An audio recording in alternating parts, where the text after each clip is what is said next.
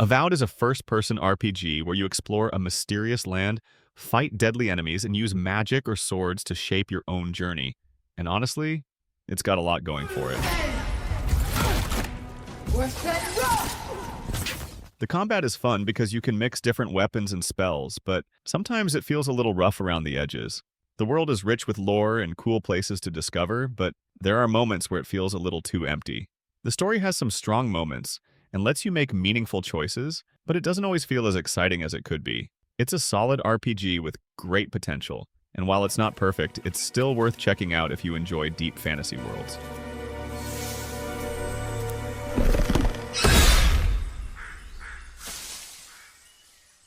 What do you know of the living lands?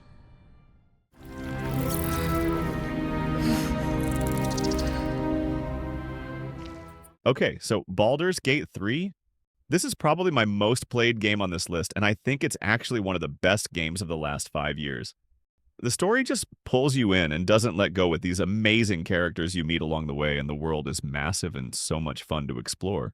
You can wander around for hours and hours and still find something new, and the open world is packed with secrets and surprises. It's got that classic Dungeons and Dragons feel, but with really cool modern graphics. And the combat is turn-based, which I know can be a turn-off for some people, but honestly, it just works perfectly and gives you time to really think about your moves. I just love how much freedom you have in this game to create your own character and story.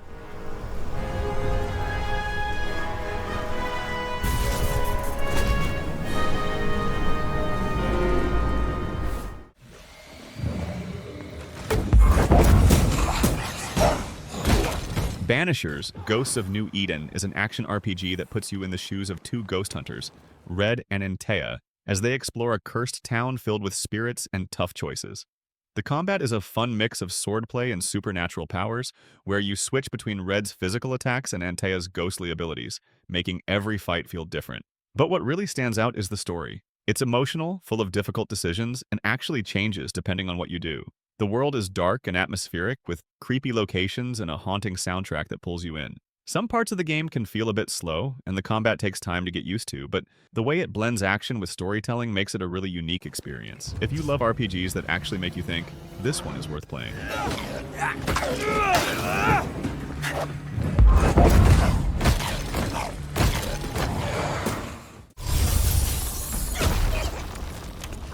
Black Myth Wukong is a visual masterpiece with next-level graphics and environments so detailed and atmospheric that I felt like I was exploring a living painting.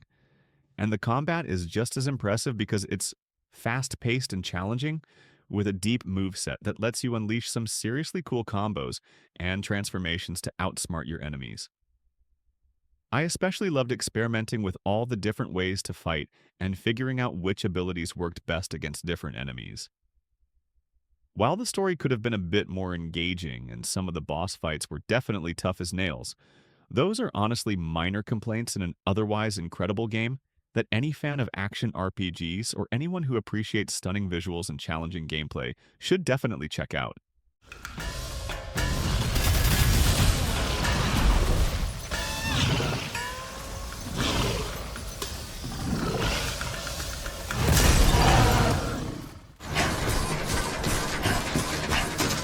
Okay, so I jumped into Death Stranding, and honestly, at first I was like, what am I even doing? You're basically this delivery guy just walking around this crazy landscape, carrying tons of stuff and trying not to fall over, which is way harder than it sounds. There are these weird invisible monsters that try to grab you, and you have to hold your breath to avoid them, which is kind of creepy. I will say the story is pretty wild and the world is really interesting to explore, but it definitely gets a bit repetitive. I mean, some might call this game a walking simulator, which it probably is, and it might not be for everyone, as a lot of people might find it boring. But there's something about it that just kept me going, like I had to see what was next and where this crazy story was going. Plus, the graphics are insane and the soundtrack is amazing, so that definitely helped keep me hooked.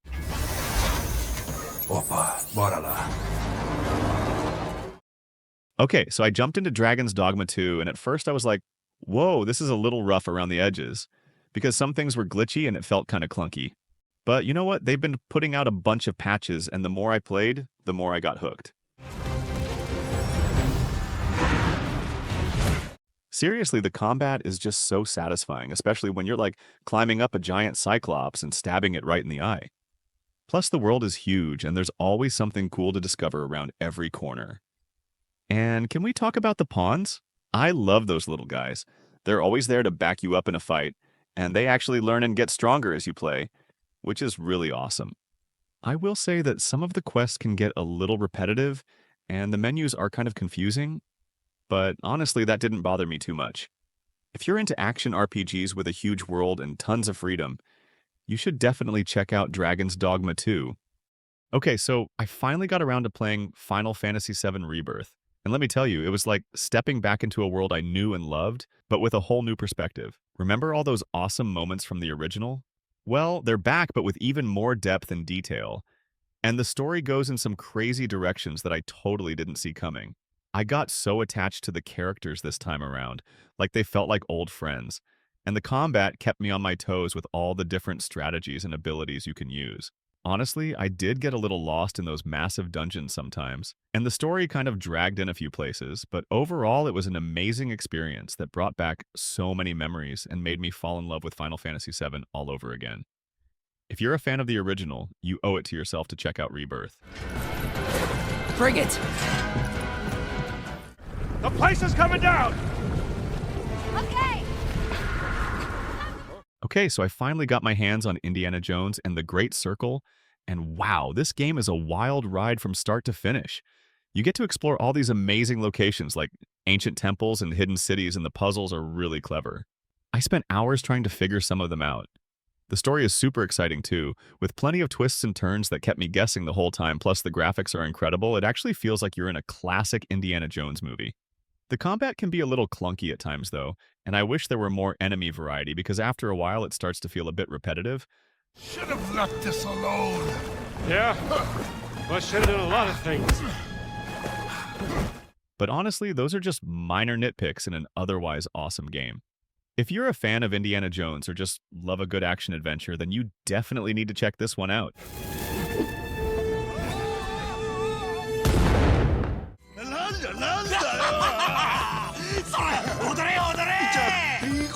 Like a Dragon Infinite Wealth is a big adventure game, where you play as Ichiban, exploring a new city and getting into wild turn-based fights.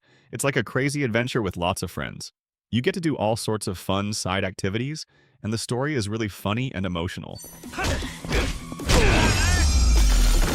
Sometimes, though, the turn-based fights can feel a bit long, and some side quests can be a bit repetitive. But honestly, the story and the characters are so good, it's hard to put the controller down. Plus, exploring the new city and seeing all the fun things you can do is really exciting.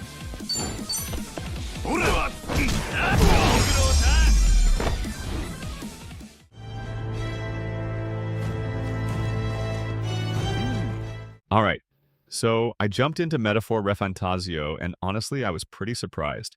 Now, I am not a big anime fan, but I'll try to be unbiased in my review and say that this game is actually really good. I played for around 10 hours, and I must say that the gameplay is really amazing.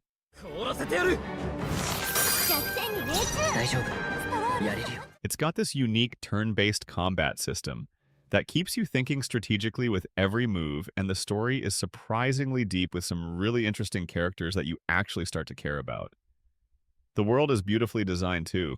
It's like stepping into a vibrant anime movie, but I will say that the graphics might not be for everyone, and I did find myself getting a little lost sometimes. Because the map can be kind of confusing, but overall, I'm really enjoying Metaphor Refantazio, and I think it's definitely worth checking out even if you're not usually into anime games.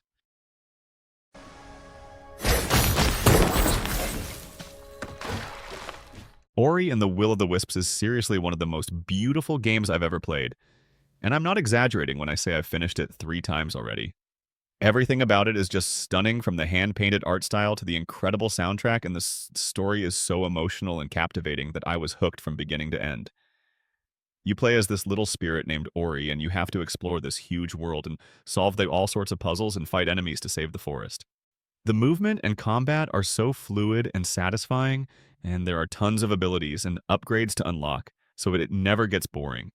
Honestly, the only bad thing I can say about this game is that it can be pretty challenging at times, and I definitely died a lot, but it was always worth it to see what was around the next corner. If you're looking for a game with a beautiful world, a touching story, and amazing gameplay, then you absolutely need to check out Ori and the Will of the Wisps.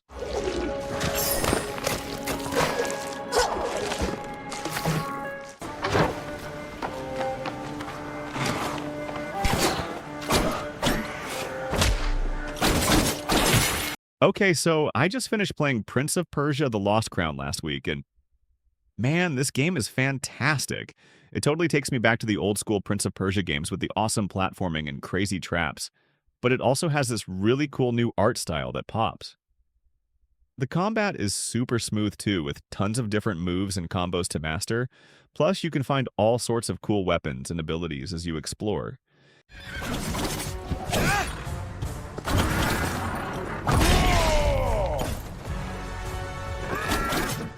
And the story is actually really engaging with some fun twists and turns. I got totally sucked in.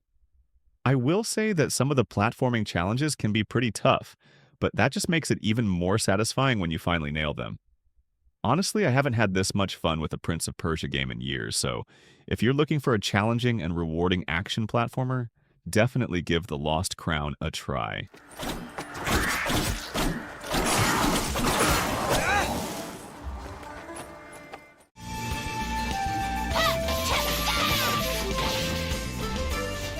Okay, so Sakuna of Rice and Ruin is definitely one of the coolest games I've played in a while, and it's not just a side-scroller even though it kind of looks like one at first. You play as this spoiled harvest goddess named Sakuna, who gets banished to this island with a bunch of humans, and you have to fight demons and grow rice to survive. The combat is super satisfying with all these cool combos and weapons you can unlock, and the rice farming is surprisingly in-depth and relaxing. Like, I actually learned a lot about how rice is grown, which is kind of weird, but also really cool. The story is really engaging too with these awesome characters you meet along the way, and the whole game just looks gorgeous with its hand-drawn art style and beautiful environments. Honestly, the only downside I could find was that the platforming can be a little bit finicky sometimes, and the crafting system is kind of complicated, but overall this game is a total gem.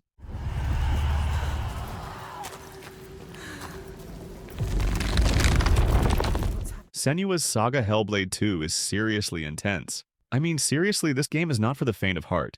The story is gripping, and the way it tackles mental health is really something else. What have you done? Stop. Please help! Stop. You're right there with Senua, battling her inner demons, and the voices in her head are so realistic, it's actually kind of unsettling. The combat is brutal too, and you really have to be strategic to survive. I found myself holding my breath during some of the bigger fights, but what really blew me away were the visuals.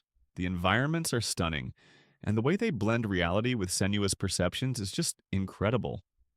I found myself stopping to admire the scenery all the time, which I don't usually do in games. Honestly, Hellblade 2 is more than just a game, it's an experience. It's definitely challenging and emotionally draining, but it's also incredibly rewarding. If you're looking for something different and thought-provoking, then this is the game for you. Silent Hill 2 Remake is a scary adventure game where you go back to a foggy town to find someone you lost and things get really weird. Now, personally, I love horror games, although this might not be for everyone. The town looks amazing, it's super detailed, and the monsters are really creepy. They made the old game look new, and that's cool, but sometimes you just walk around a lot looking for clues, and it can feel a little slow, like you're just wandering. But then Pyramid Head shows up, and everything gets intense. The story is still really good, and it makes you think about what's really happening. Some parts are super scary, some parts are just sad, and it's all very emotional. If you play the original game, you'll probably like this. It's a good remake, and it keeps you guessing until the end, and that's what a good scary game should do.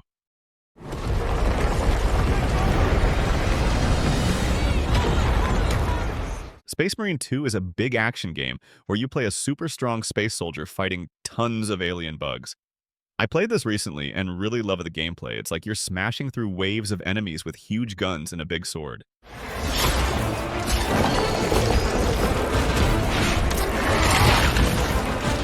You feel really powerful, and the battles are super exciting, with lots of explosions and action going on.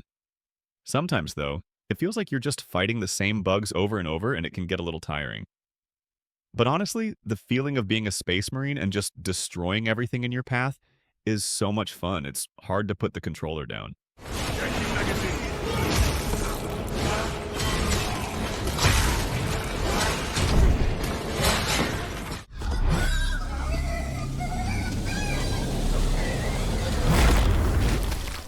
Stalker 2 Heart of Chernobyl is finally here, and it was definitely worth the wait. This game is a hardcore survival experience that throws you into a bleak and unforgiving world where danger lurks around every corner. The atmosphere is incredible with stunning graphics and sound design that really immerse you in the zone. I loved exploring the eerie abandoned buildings and scavenging for supplies while trying to avoid deadly anomalies and mutated creatures.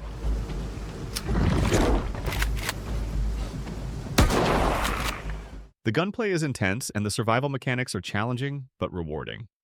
It's not a game for everyone though, as it can be pretty unforgiving and you'll need to be patient and strategic to survive. But if you're looking for a truly immersive and unforgettable survival experience, then Stalker 2 is definitely worth checking out.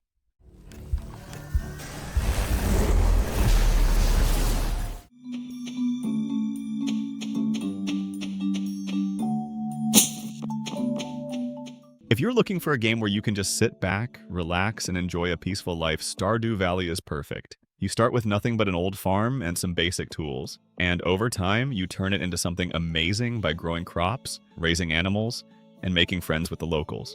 There's fishing, mining, crafting, and even a little bit of combat when you explore the caves. The pixel art looks great, the soundtrack is super relaxing, and the game never pressures you to play a certain way. The beginning can feel a bit slow, but once you get into the rhythm, it's easy to lose hours just living your best virtual farm life.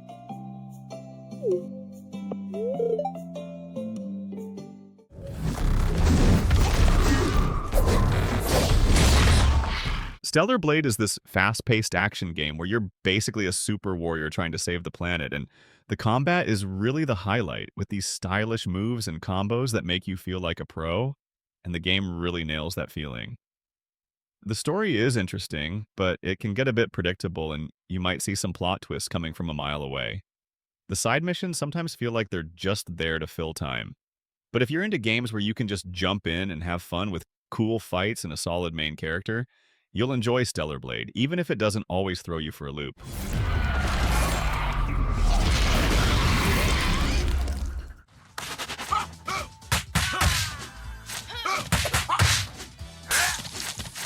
Streets of Rage 4 is an old-school beat-em-up where you walk through streets, punch bad guys, and just cause absolute chaos. The combat is fast, the animations are smooth, and every hit feels satisfying, especially when you pull off combos. The hand-drawn art style is beautiful, and the soundtrack is pure fire. It's got that classic arcade feel, but with modern polish, making it easy to pick up, but hard to put down. Some boss fights can feel a little unfair, and playing solo isn't as fun, but with friends, this game is an absolute blast.